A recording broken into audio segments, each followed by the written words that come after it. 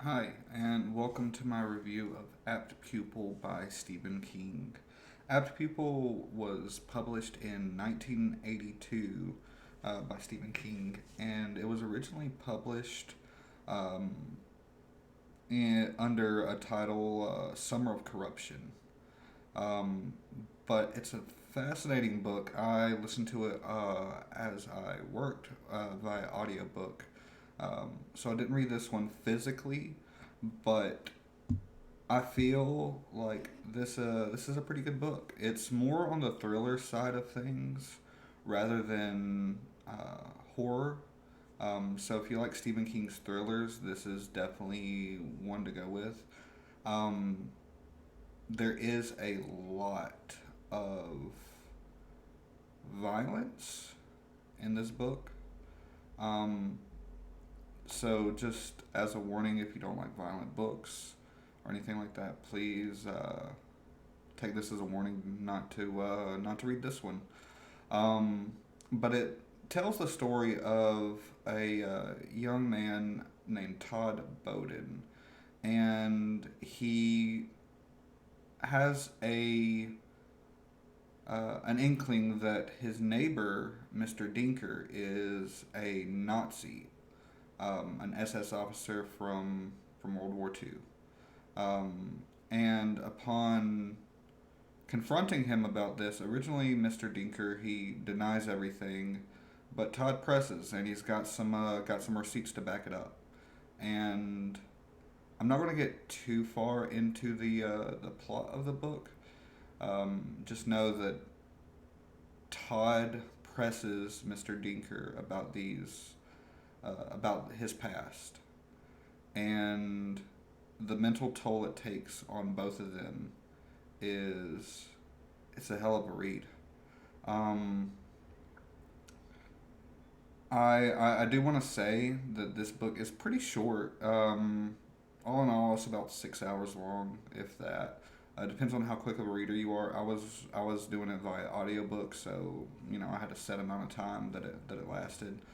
Um, but this book is pretty pretty fucking cool. Um, if you like violent stories, this does get violent. Towards the later half of the book. Um, it's kind of a slow burn, so it's not gonna immediately be throwing gore and stuff into your face. And honestly, there's not a lot of gore per se, but just more of like a psychological type violence. Um, if you don't want any spoilers for it, I'll be going into the synopsis of the book after this. But I just want to say the writing style, is classic Stephen King. The pace was good. Um, Another trigger warning: there is like sexual violence in this, so I don't know if you're triggered by that. This is also another one to stay away from. Um, but if you're looking for a good quick read, this is definitely one to go with. If you like characters that are flawed, there's no good characters in this. I just want to say they're like the main characters in this are not good people. So if you're looking for something with a protagonist, you're not going to get it. They're both antagonists. Um, that's it's just there's no redeeming qualities about these people. Um, and like the title suggests, with Mr. Dinker being a Nazi and violent in nature and holding on to his past, Todd Bowden, as an apt pupil, he follows suit. Um, but so if you don't want spoilers, just stop right here. Just stop watching right here. Read the book. Maybe come back. Um, but I'll go ahead and get into it. So as Todd uh, presses his neighbor, Mr. Dinker, and finds out his true identity, that of being a Nazi war criminal, Kurt Dusander, who is known as um, the uh, the most efficient SS officer there was in World War II.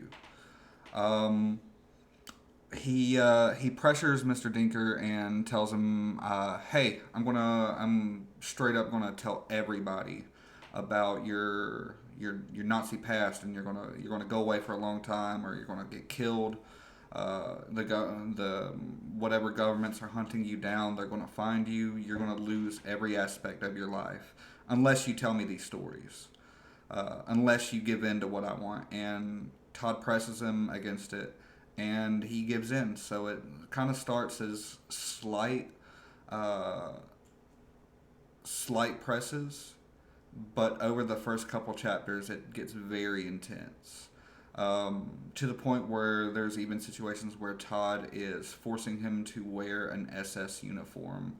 And this awakens something inside of Mr. Kurt Dusander. Um, it awakens him to the violence and the atrocities that he committed, that he's kind of worked to keep back, and to keep it bottled in. And in doing this, hearing all these atrocities, they have to make a pact, and they try to gain leverage on each other, so one of them couldn't go to someone else and kind of ruin this whole shebang. Todd being invested in these studies of Kurt Dusander, um, his grades begin to slip. So, to protect himself from his parents trying to come down on him and stop him from going to see Mr. Dusander, they they concoct ploys and plans to falsify his grades, but it gets down to a boiling point where he has to have a parent-teacher conference, and Mr. Dusander, he steps in and acts as Todd's grandfather, which ultimately will be leading to the downfall in the end, um, because honestly the lies they just pile up. So Todd keeps on with Mr. Dusander and all these stories, the psychological toll. Uh, the kid becomes fucked up. Not to say that he wasn't fucked up for initiating this whole thing in the first place, but he becomes even more fucked up to the point where he starts hunting homeless people. You know, drunks pretty much. That's you know people would not notice if they disappeared. Um, he has a little hesitation about it at first, but once he takes his first blood, it's just a snowball from there. And unbeknownst to each other, this the psychological warfare has also awakened something in Kurt Dusander. Um, Kurt Dusander is actually doing the same. He is finding drunks and people who are homeless that would not be missed. He's inviting them into his house and he's killing them. Um, and they're just killing people unbeknownst to each other.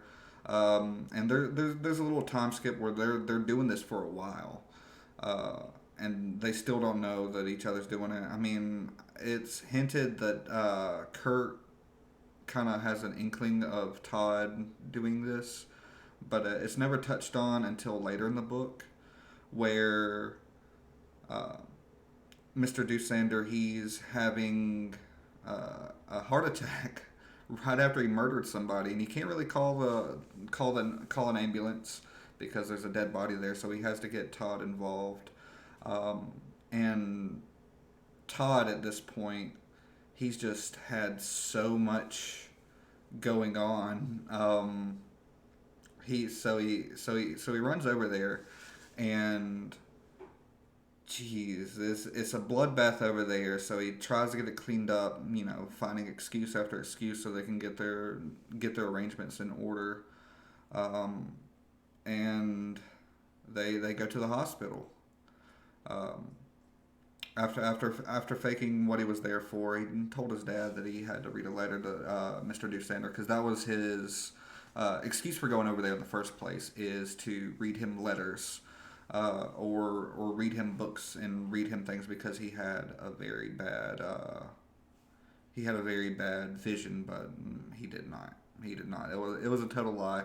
He went over there for the Nazi stories, and after becoming so fucked up, uh, he couldn't even like have a relationship growing up because this happened over a course of years. So like even in his first relationship, it was honestly a terrible ride for Todd because he just couldn't stop having these fucked up thoughts. And it impacted him in school, in his home life, in his relationships.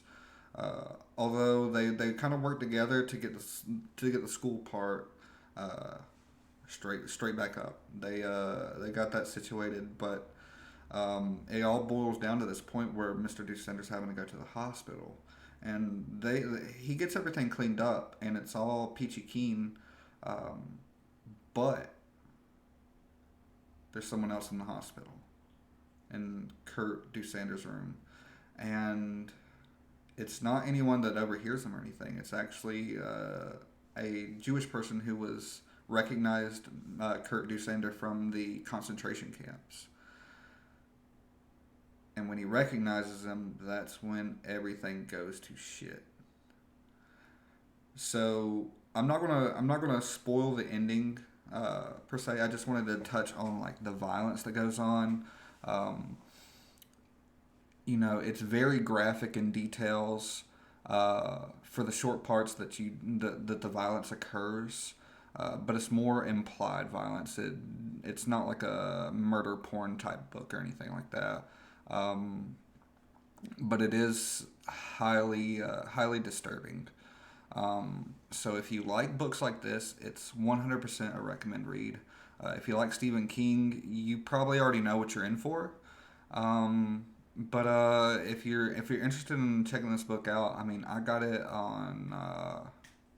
I borrowed it on my Libby app, so I listened to it on on my in my car pretty much while I was doing my job. But it's a really good book. If you have Libby or if you can check it out from the library, that's some free options to check this out. You can also probably buy a copy pretty cheaply. I recommend thriftbooks.com. Or if you have if you have Audible, you can always get a token for this or use one of your tokens for this book. I don't recommend doing that because it is a short book again. I like to tend to save my Audible tokens for a longer book or like a more recently released book. Uh, but if you happen to see this in a used bookstore or you can find it cheap or you can borrow it from a library or Libby or something like that, 100% recommend.